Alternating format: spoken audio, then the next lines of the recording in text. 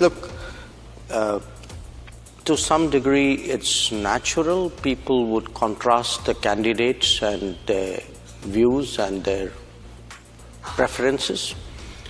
But for a moment, step back and look at it like a trend line.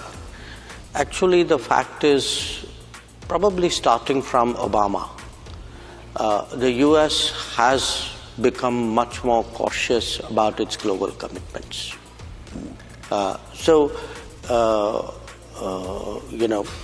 President Trump may be more articulate and expressive in that regard, but the reality is, after all, it was President Biden who, for example, withdrew from Afghanistan.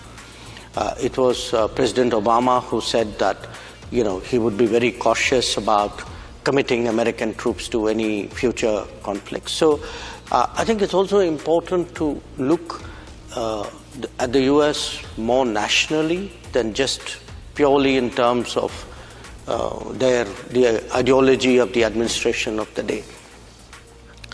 And if one looks at it nationally, there are factors. I mean, it's a kind of a relative power differential. It is a resource issue. There are pressures on resources in the United States. I think when one follows American domestic politics, there are conclusions for all of us to do. And I absolutely agree with Winston, which is that when we look at the US, we should be analyzing them rather than projecting our preferred outcome or expectation on them. So, and if we are truly analyzing them, I think we have to prepare for a world where actually, the kind of I would say dominance and generosity which the US had in the early days may not continue to be the norm.